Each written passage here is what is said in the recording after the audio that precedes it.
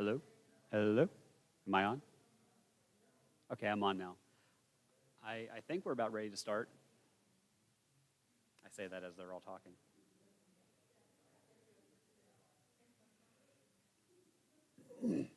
Just start praying and they'll figure it out.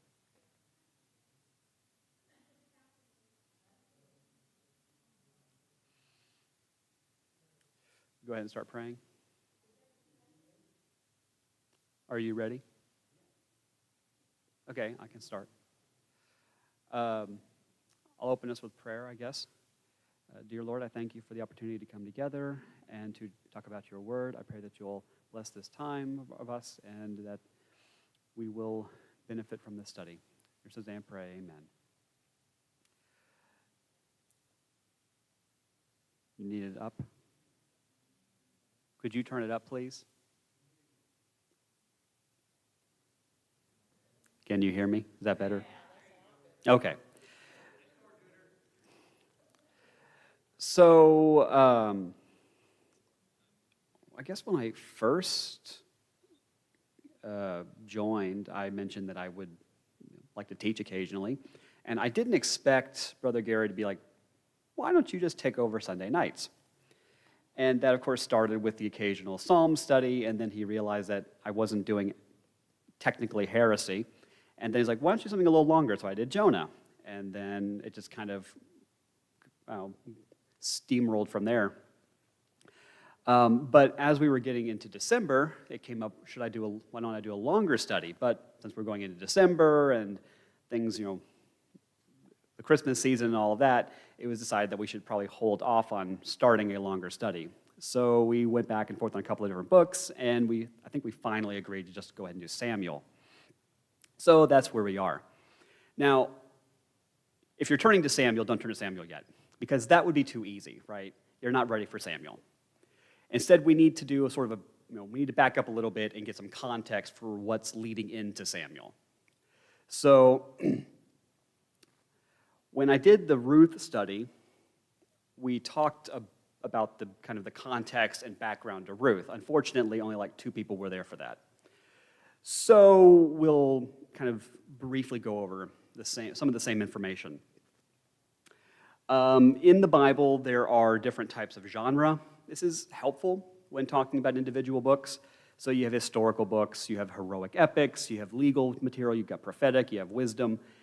And this becomes an issue for certain books that sort of skirt these lines. One of those, of course, is Ruth.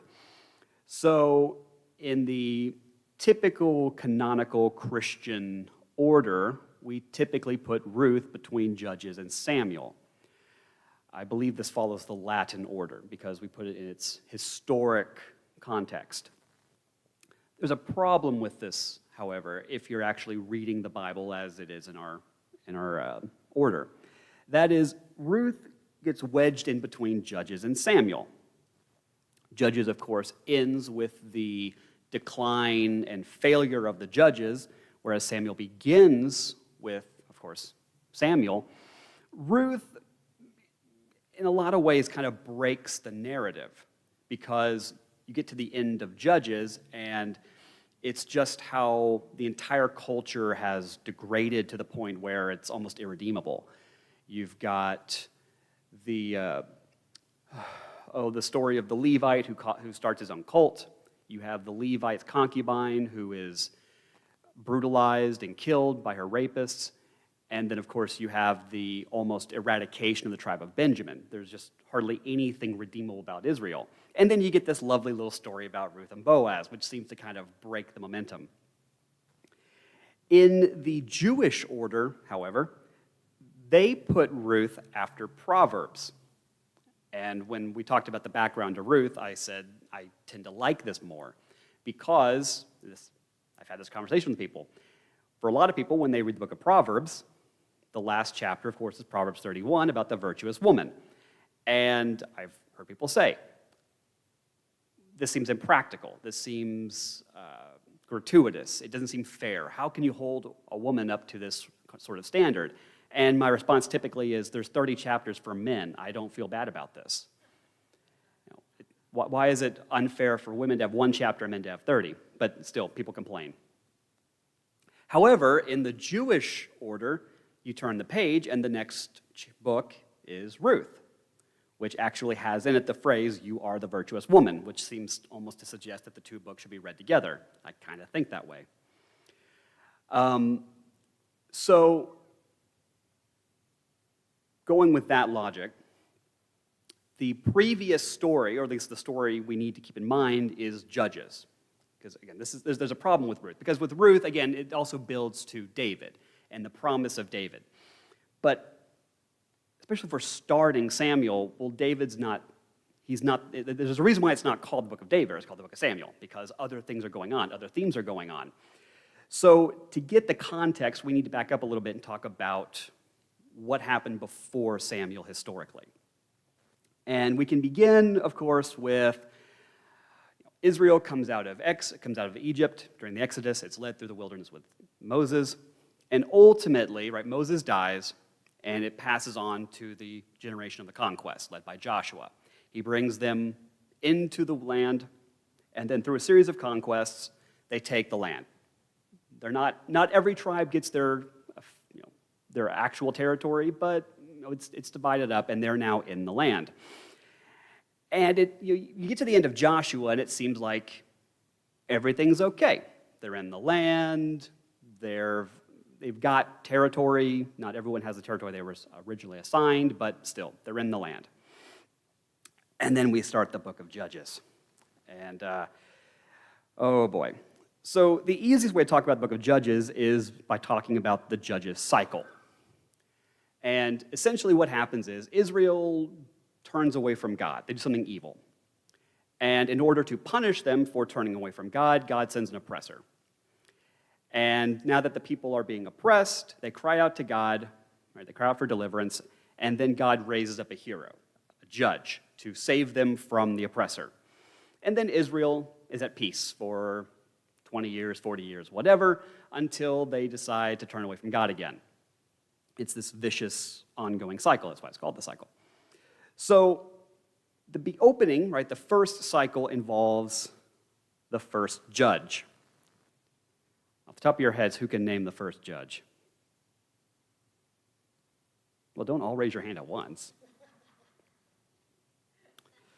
So the first judge is Othniel, the white knight, the nephew of Caleb. Some people will complain about how the generation of Joshua didn't raise up leaders, that Joshua didn't have a good successor like Moses had for Joshua, and that's just not true. That's a little lazy. There were some good leaders to come out of the conquest, and one of the best is Othniel. He is, again, the nephew of Caleb, Caleb being one of the two righteous spies, one of the only two of the wilderness generation to be allowed into the promised land. And everything about Othniel is positive. He is every bit the great leader that Joshua was, although perhaps not on the same level as Joshua, but he is definitely a worthy judge. And then we get the second judge. If you don't know Othniel, you probably don't know this guy either. So this is Ehud, the crippled Jewish ninja. And yes, you just heard me right. And then we get our third judge. Again, if you don't know Othniel and Ehud, you're not going to know this guy. Shamgar, a foreigner. So we go from the white knight, right, Caleb's nephew, to a crippled ninja, and yes, I stand by that description, to a foreigner. Then we get our fourth judge. You should know who the fourth judge is. He's standing next to a woman. I mean, that's kind of a giveaway. Well, Barak. Yeah, I mean, the fact that he just jumped to Deborah, I mean, that tells you. I mean, he's a mama's boy. He literally needs to be led by the hand. And then our fifth judge. This is the one you all know. This is Gideon, the coward, turned into a tyrant. I stand by that. I don't think any character in the Bible has such a just catapult. He starts off as a coward. He immediately is turned into a hero, and then almost just as immediately turns into a dictatorial tyrant, killing his own people. I don't think any hero or any character in the Bible goes from zero to hero back to zero as fast as Gideon does. We then get a couple of minor judges, Tola and Jair. We don't know much about them. And then we get the 8th judge, Jephthah, who sacrificed his own daughter to save his life. And then we get a couple of minor judges again. We get Ibzan, we get Elon, Abdon. So when talking about the judges' cycle, it's not just a cycle where the history of Israel keeps repeating itself. It's actually more of a vortex, dragging everything down. The culture is declining. With each cycle, everything gets worse. The people get worse. Their disobedience gets worse. The oppressors get worse. And also, the judges get worse. You start off with Othniel, the white knight, and each successive judge is less white, is less righteous, is less godly. That's one of the reasons why I tend to kind of cringe a little when we talk about Gideon being this great hero, because he's towards the end of the judges' cycle. And we know Jephthah is not good by a long margin. So with each hero, he's followed by a character of lesser quality. That's my Lord of the Rings joke. You either get it or you don't. And then we finally get to the 12th judge. So if the pattern holds, right, the 12th judge is going to be worse than all the other judges. Right, that's what we're building to, because each character gets a little worse than the one before it. And yet, everything is different with this judge. This judge gets something that pretty much none of the other judges get. He gets a backstory. And so we're actually going to be in Judges 13. Again, this is prelude to Samuel, because I really don't think we can fully appreciate the character of Samuel without understanding the decline of the rule of the judges. So we're going to go over this final judge. So in verse 1, the Israelites again did what was evil in the Lord's sight. This is, so verse 1, the Israelites again was evil in the Lord's sight. This starts off the cycle, right? The very first, it begins with Israelites doing evil. So then, the Lord handed them over to the Philistines for 40 years. Well, that's the second step in the cycle, right? They did evil, he turned them over to the oppressors, and then verse 2, there was a certain man from, wait a second, hold on, something happened. This is wrong, right? This isn't what happens next. What happens next in the cycle? I'm not going to show it to you again. You've just seen it a couple of times. They cry out. The oppressor comes, and then they cry out to Yahweh. Where's the crying out to Yahweh? Why is that not mentioned? Could it be that they've given up? Could it be that they've lost hope? They've lost faith? They've degraded to a point culturally where they don't even think crying out is going to help? It says a lot that this is one of the few times in the cycle that it doesn't actually mention the Israelites asking Yahweh for help. As if, again, they've just grown so complacent with the situation that they just don't bother. And again, going with the cycle, right? God would wait for them to cry out, but this time he's not. He's going to take the initiative. So in verse 2, there was a certain man from Zorah, from the family of Dan, whose name was Manoah. His wife was unable to conceive and have no children. So it's interesting first, there's a lot of interesting things about this. So we have the man's name, Manoah. We are never told the name of the wife, which is really odd because she seems to be a much more important character in this story than he is. But so we have a man and a woman. The wife can't conceive. We've heard this story before. Come on, we've all heard this story. The woman can't conceive, so God's going to help her, and there's going to be a promised child, right? Oh, like that. We need to get in that mindset, right? So verse 3, the angel of the Lord appeared to the woman and said to her, "It is true that you are unable to conceive and have no children, but you will conceive and bear a son. We've all heard this story before. Who is this story about? No, it's not about Samson. Sarah, Abraham, the promised son of Isaac. Very positive story, right? Abraham's positive, Sarah's positive. You have the whole Hagar, Ishmael incident, but we're just going to ignore that. And then, of course, Isaac, the promised son, right? The one who will inherit the covenant of Abraham. Something that a lot of commentaries want to jump on. I'll do it too, but I have some reservations, but it sounds good, and you'll probably all like it regardless, is the previous judge story ends with a judge killing his own daughter. And yet this one begins with God promising a child, promising a son, as if to reinforce the idea that God does not approve of sacrifices, especially, child sacrifices. God gives children. He does not take them. Again, you're all nodding your head like, that sounds really good. That preaches really well. I don't know if the parallel is as strong as some commentaries want it to be, but it sounds good. So, what did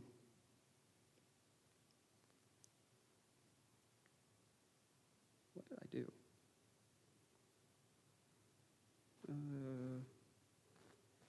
Son.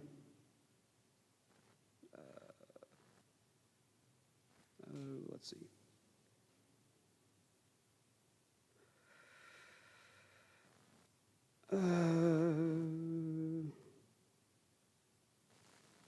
Sorry, 1 second.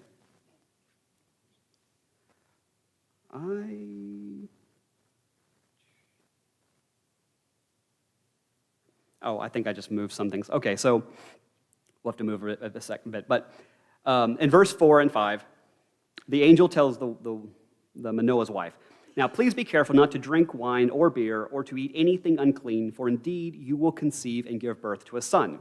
You must never cut his hair, because the boy will be a Nazirite to God from birth, and he will begin to save Israel from the power of the Philistines." So, not only do we have the promise of a son, the promise of a child, but the child is now going to be dedicated to Yahweh from birth. He is going to be consecrated as a Nazirite. I'm sure this is a story you've all been told, but we're going to go through it anyway. So everything got mixed up. So, the Nazirite vow goes back to Numbers 6. And we're going to go over this. So beginning in verse 1, you have the Lord instructed Moses, "Speak to the Israelites and tell them, when a man or woman makes a special vow or a Nazirite vow, to consecrate himself to the Lord, he is to abstain from wine and beer. He must not drink vinegar made from wine or from beer. He must not drink any grape juice or eat fresh grapes or raisins. He is not to eat anything produced by the grapevine from seeds to skin during his vow." So this is if someone wants to make themselves especially holy, wants to dedicate himself for an extended period of time and to prove how devoted he is to Yahweh. And there are a couple of things that you have to do in order to honor this vow. The first thing is, of course, no alcohol. Not only no alcohol, but nothing from grapes, nothing that can even be conceived as alcoholic.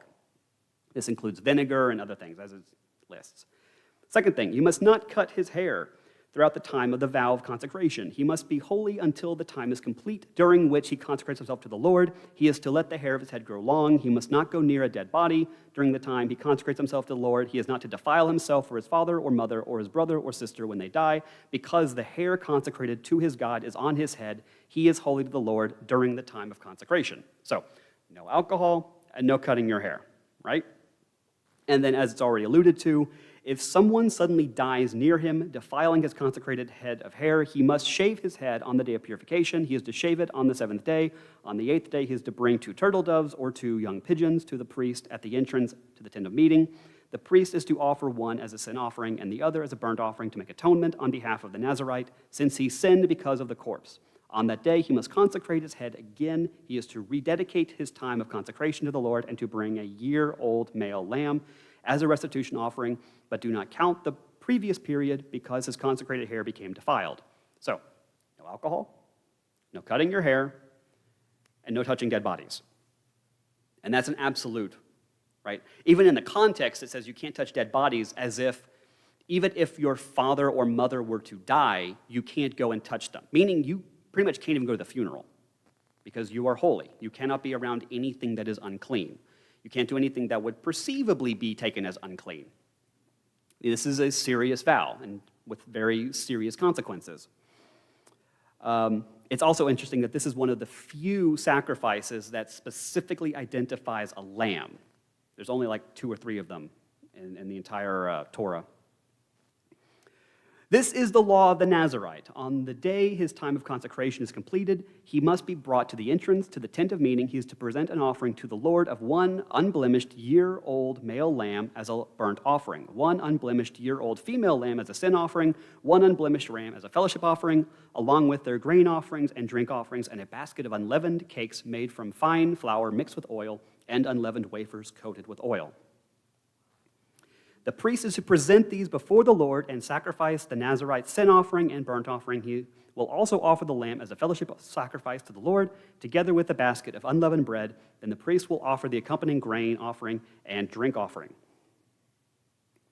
So, the Nazirite is to shave his consecrated head at the entrance to the tent of meeting, take the hair from his head, and put it on the fire under the fellowship sacrifice. The priest is to take the boiled shoulder from the ram, 1 unleavened cake from the basket, and 1 unleavened wafer, and put them into the hands of the Nazirite after he has shaved his consecrated head. The priest is to wave them as a presentation offering before the Lord. It is a holy portion for the priest in addition to the breast of the presentation offering and the thigh of the contribution. After that, the Nazirite may drink wine. You're a good Baptist. No one said amen. This is the ritual of the Nazirite, who vows his offering to the Lord for his consecration. In addition to whatever else he can afford, he must fulfill whatever vow he makes in keeping with the ritual for his consecration. So, that is the Nazirite vow in full. It is a temporary vow. You go to the priest or wherever this is made, and you say, I want to be a Nazirite for a certain period of time. The actual designation is not given. Maybe it's a few months, maybe it's a few years, and then you have to abide by all these rules, the big ones being no alcohol, no cutting your hair, and no touching dead bodies. And then after the time, it's over, you can make your offerings, you can shave your head, and you can go back to life as usual. However, this is different, right? Because this is a child who will be dedicated from birth. Even before birth, the mother is not allowed, we're going to go into it, but the mother is not allowed to drink alcohol because it starts in the womb. Everything about this child is special. Everything about this child stands out as exemplary. This is going to be a special child. Because, right, God isn't going to just pick someone who's already grown up. He's not going to pick someone who's already alive or whatever. He is going to prepare his hero before birth. And this is going to be a great hero, the greatest hero ever. You all know the story, so none of you impressed. So verse 6, then the woman went and told her husband, a man of God came to me. He looked like the awe-inspiring angel of God. I didn't ask him where he came from, and he didn't tell me his name. He said to me, you will conceive and give birth to a son. Therefore do not drink wine or beer, and do not eat anything unclean, because the boy will be a Nazirite to God from birth until the day of his death. So here we get the clarification that even she's not allowed to drink. Even she's not allowed to do anything unclean, because that would carry over to the child, right? So Manoah prayed to the Lord and said, please, Lord, let the man of God you sent come again to us and teach us what we should do for the boy who will be born. Manoah might be the most stereotypical dumb husband in the Bible. It is insane. The woman just told him what she was supposed to do. Right? He doesn't need the angel to come and tell him. He doesn't need God to tell him. The woman already knows. Sometimes you pray to God and you think, God, would you please just tell me what it is you want me to do? And chances are, if you ask your wife, they already know. Now I got an amen.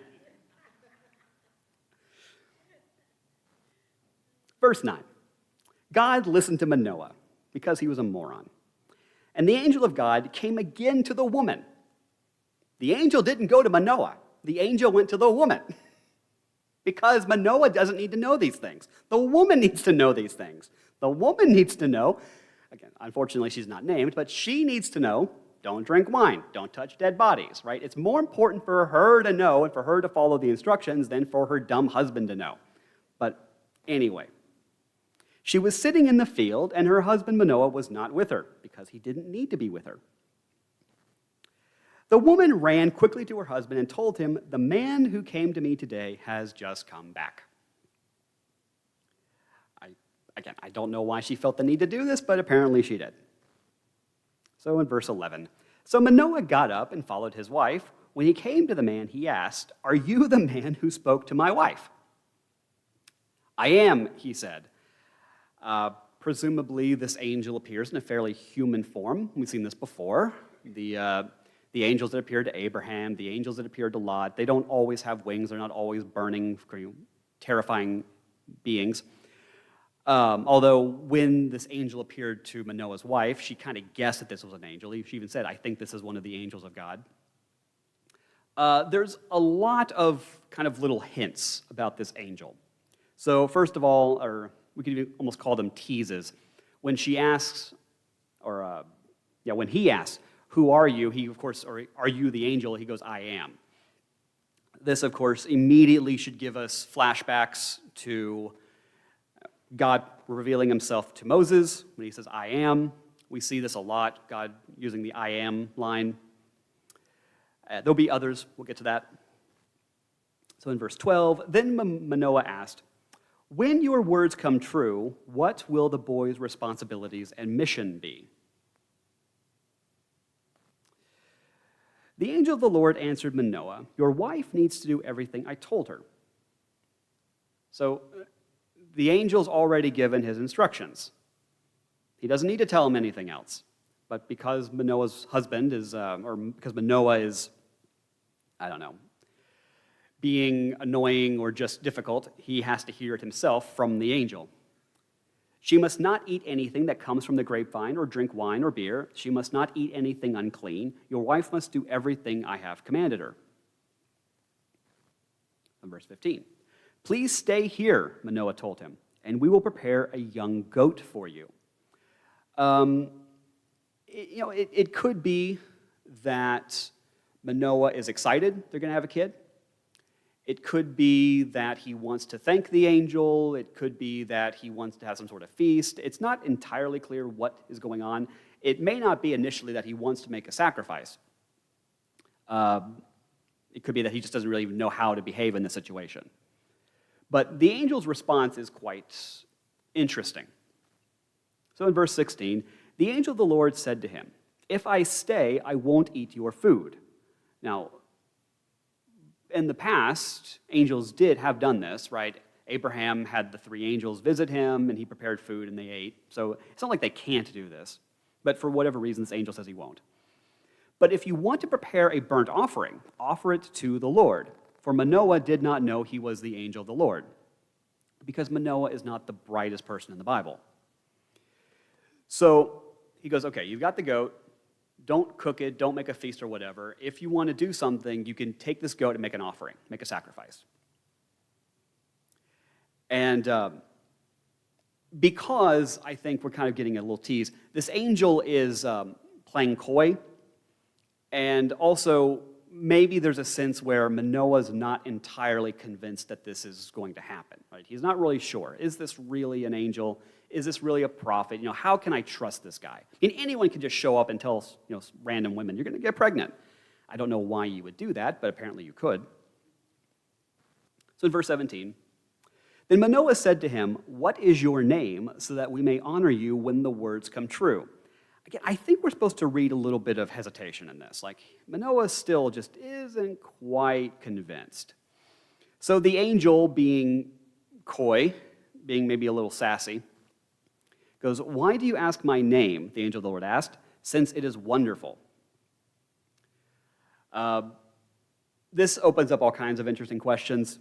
Mainly, is the angel saying that wonderful is actually the angel's name, which is odd? Or is wonderful some sort of description? He has a wonderful name. And I'm sure there are other options, but this is kind of the big issue. However, probably the most obvious kind of jump we can make is when we see this, what comes to mind?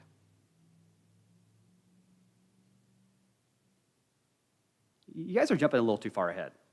So in Isaiah, because I just can't get away from Isaiah, 9:6, we have, "For a child will be born to us, a son will be given to us, and the government will be on his shoulders. He will be named Wonderful, Counselor, Mighty God, Eternal Father, Prince of Peace." So that's interesting, right? The angel, when he's asked, "Are you the angel?" he says, "I am." When he's asked what his name is, he says, "Wonderful." When he's asked if he will eat the goat with them, he says, "No, make a sacrifice." Again, it seems like the angel's playing coy for a reason. So in verse 19, Manoah took a young goat and a grain offering and offered them on a rock to the Lord, and he did a wonderful thing. The he here, of course, being the angel, right? It's not Manoah. Manoah's not doing anything wonderful. Manoah maybe has never done a wonderful thing in his life. So the angel did a wonderful thing while Manoah and his wife were, standing off watching. Verse 20. "When the flame went up from the altar to the sky, the angel of the Lord went up in its flame." So this is something different. You don't quite see this every day. So this person, Manoah puts the goat on the altar. The angel, presumably, I think how we typically envision this, the angel basically steps onto the sacrifice and then just kind of like rides up the smoke up into heaven.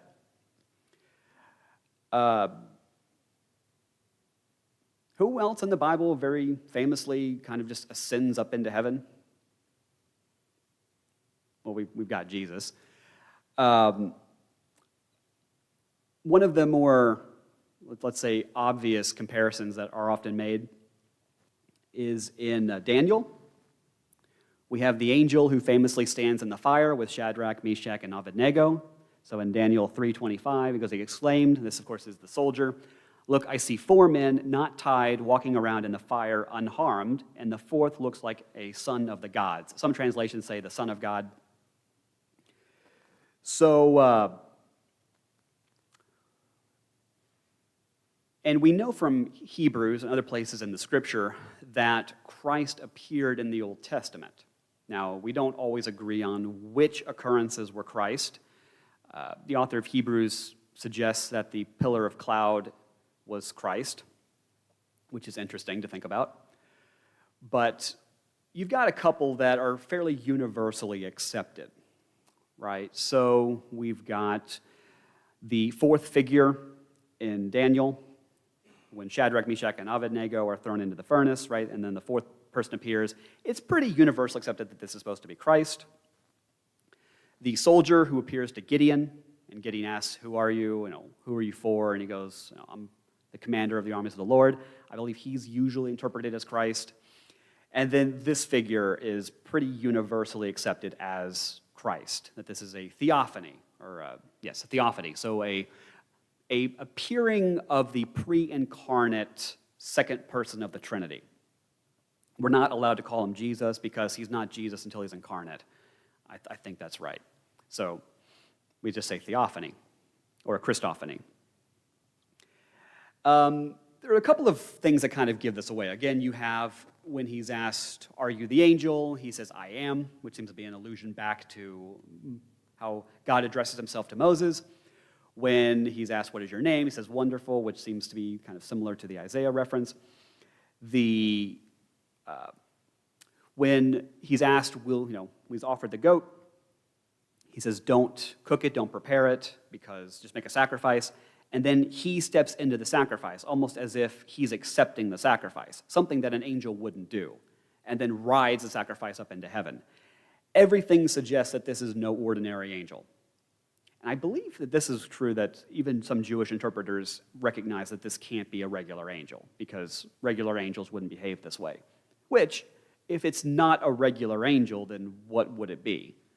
They don't always have answers for that. But we're happy to say that this is probably a appearance of Christ before he's Jesus.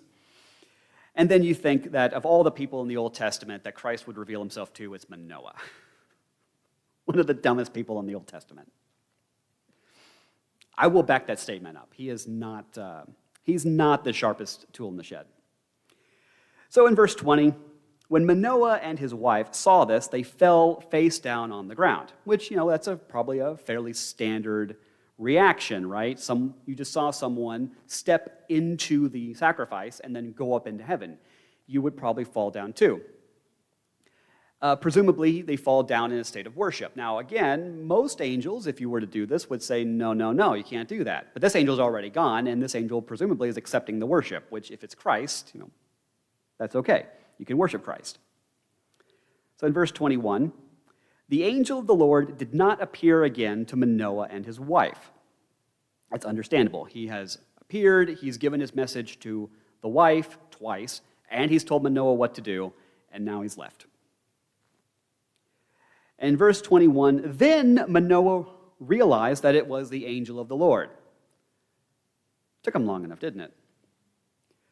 Again, this is probably why the angel said, let's just say Christ said, put the sacrifice, make it a sacrifice, and then ascended into heaven, because now he has essentially revealed himself to be more than he's not just a man, he's not just a prophet, he's not even just an angel, he is something special, someone special.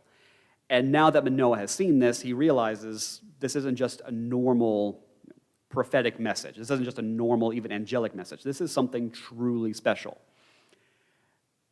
And what is this special message? This is Christ himself came to prophesy about the coming of a child who will deliver Israel. This cannot get any more positive. This cannot get any more special. And it's just depressing to know where this story is going to go, because we all know this story. So in verse 22, we're going to die, he said to his wife, because we have seen God. Now, this is not without some logic to it, right? Because it does say in the Bible that if you see God, you will die. Most famously, where does this happen? Yeah, with Moses. So in Exodus 33, I almost said Moses 33, but the second book of Moses, I just can't get it right tonight. But he answered, you cannot see my face, of course this is God, for no one can see me and live. The Lord said, here is a place near me, you are to stand on the rock, and when my glory passes by, I will put you in the crevice of the rock and cover you with my hand until I have passed by. Then I will take my hand away, and you will see my back, but my face will not be seen.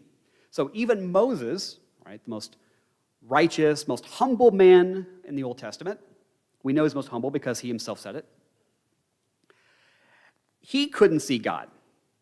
So, what's Manoah going to do? Verse 23. But his wife said to him, again, his wife is a much more interesting character, a much smarter character. And it's a shame we don't know her name. I'd rather know her name than Manoah's name. But his wife said to him, if the Lord had intended to kill us, he wouldn't have accepted the burnt offering and the grain offering, and he would not have shown us all these things or spoken to us now like this. That might be the most rational statement in the entire Old Testament. If God wanted to kill us, we'd already be dead. If God wanted to kill us, he wouldn't have taken the time to tell us this plan and to involve us in the plan and to take the sacrifices. She's right. This is a very logical thing to say. She's clearly thought it out. She's clearly, figured it all out. And yet Manoah is still, huddled in the ground, scared to death that God's going to strike him down or something. Because Manoah is kind of an idiot. So in verse 24, so the woman gave birth to a son and named him Samson. I mean, if there was any suspense, or if you were holding your breath, like, oh, who could this be? Who could this child be? This promised child who's going to deliver Israel, this promised child that Christ himself came to foretell. It's Samson. So everything up to this point is positive, right? He's going to be the 12th judge. 12's a lucky number, right? His birth has been foretold. His birth is foretold by Christ. He seems to parallel Isaac in a lot of ways. Perhaps the only thing that really stands out as negative. Can anyone guess what that might be?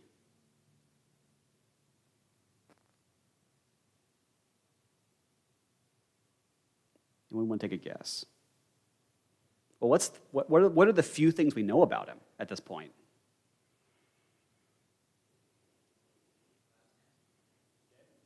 His daddy was dumb. That should be a big red flag. Yes, his dad is dumb. I think we're going to find out that his dad is a very passive, he's a passive man. He's the kind of man who wants to appease, maybe encourage. Yeah, this story goes downhill pretty fast. But his name, we know his name. So let's compare him again to the first judge. So the first judge is Othniel. That's a good pious name. It even has the L at the end, L meaning God. There are, of course, two suffixes, or two endings, that are generally thought of as very pious, L being one of them. So Samuel, Daniel, Othniel, and there are others, Michael, Gabriel, right? These are all very pious names because they have God on the end. The other is Yah, so Jeremiah. Oh, well, Ezekiel, but Jeremiah, Isaiah, Yehoshua. So all those Yah endings. The L means God, the Yah means Yahweh. It's not entirely clear what Othniel's name means, the Othni root. The accepted interpretation that I've read, which seems to be, we'll just go with, is to do violence. Now that may seem very ominous, but how it's often taken as is that this name means something like the one who does violence for God. So you could take it as maybe God's champion, God's defender, God's strong man, God's protector. This is clearly meant to be a very impressive name, a really good name for a hero. That's a very God's protector. Like if you're going to have a hero name, that's pretty good. Oh, and then there's Samson. You can already tell, Samson. There's no L ending. There's no Yah ending. So Samson comes from, I believe it's pretty accepted, Shemesh, which means son. But it doesn't mean son, it's more like diminutive, maybe a nickname-y, so like Sonny. And by Sonny, we mean S-U-N-N-Y. Why would this be a red flag? I mean, there's really kind of two reasons why this is a red flag. It's not the name, but why is the name, why should that make us kind of cringe a little?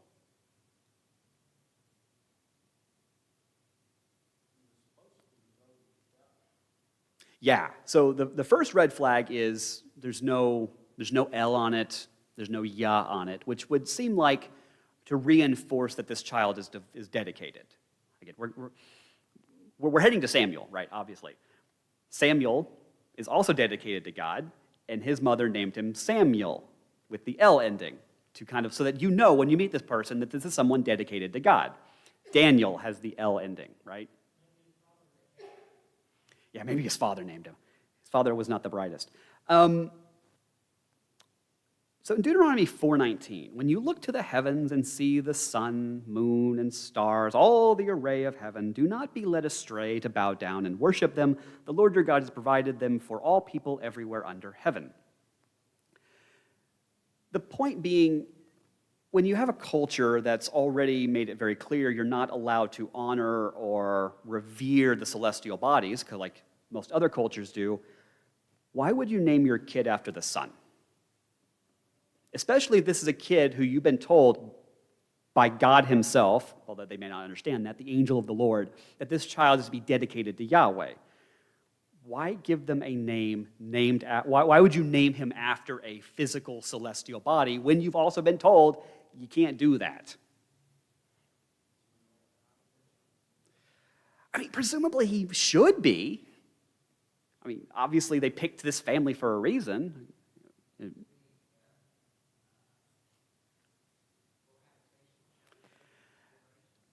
It could just be a sign of the inclusivity, that the culture is just so diluted that they don't see this as a problem. It's baffling. Why name your kid this? Of all the things you could name your kid. So not only is there the red flag that he's not given a more pious-sounding name, but also the fact that he's named after a celestial body, which seems like it's, again, a violation of Deuteronomy 4.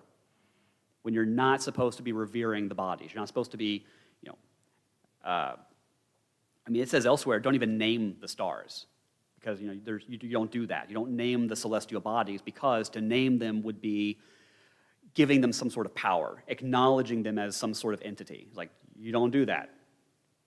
They're just there to mark time. They're just there to mark the days and the seasons. There's nothing special about them. And yet, you have this prophesied child who's going to deliver Israel, and you name him after the son. When there are so many other, like, you don't even name him, like God's son, like, I don't even know, Shemeshiel or something. I don't know what that would even be. There are so many other more pious names they could have given him, but they don't. So, yes, this seems like a big, big, big red flag. It could be worse, that's true. They could have named him after a pagan god. They could have. They could have given him a pagan's god's name. I've drawn a blank on what it is, but after Gideon, right? After Gideon destroys the altars, his dad gives him the Baal name, which is odd. But it's odd why you would name your son after Baal, but it happens. So yeah, it's true. They could have given a worse name, but this name, it seems like it's just bad enough to put us on, just to kind of put us ill at ease. However, it goes on in verse 24, the boy grew and the Lord blessed him. Then the Spirit of the Lord began to direct him in the camp of Dan between Zorah and Eshtaol. So regardless of the name, regardless of the situation, regardless of the circumstance, the fact is the boy, he's born, he grows up, and even from birth, he is blessed. Even from birth, he is special. The Spirit of the Lord seems to be on him from his earliest years. And it seems like the Spirit of the Lord is pretty much on him constantly. We do not see that elsewhere in the Old Testament. Right? The Spirit of the Lord comes on people for very specific tasks or to empower them in very specific ways. They come on when Moses picks the elders, it comes on them and gives them wisdom. The Spirit of the Lord comes on the judges in times of war to empower them and to strengthen them and to encourage them, like Gideon. But this child is different. This child is special. This child is strengthened by Yahweh pretty much from his earliest years because this child is going to be the great hero of Israel. We already know it's Samson. So it's hard to build this up when we already know the story so well. Now, so his haunt, we'll call it haunt. We already know that he is from Dan. So Dan is this orange area. So the south, we've got Judah, right, to the west of the Dead Sea. You've got Simeon, this little blob kind of right below Judah. And then to the north, you have Ephraim, the purple one north of Judah. And between Ephraim and Judah, you have the tribe of Benjamin, which is the eastern kind of bright orangish blob. And then to the west of Benjamin, you have Dan, which is that more darkish orange. So he's from Dan. And we should know where Bethlehem is, as well as Jerusalem. They're the yellow ones right there to the northeast corner of Judah. And Samson, where he at least grows up, is going to be in this blue spot. So this is where he was raised. This is where he kind of starts out. Between Zorah and Eshtaol. I don't know if we know exactly where both of these cities are. I think these are kind of guesses. But regardless, he's growing up in the sort of southeastern corner of Dan. And in the next week, we'll cover his first escapades as a judge. That's pretty much it.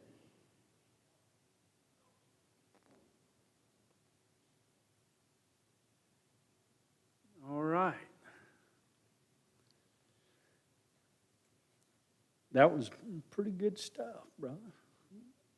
Had never thought about Samson's name being Sonny. Maybe his dad had a real positive attitude most of the time. I don't know. But anyway. All right. Well, let's close in prayer tonight. And we're so glad to have our guests tonight. Thank you guys for being here. What a blessing. All right. Randall, you want to close us in prayer tonight, brother?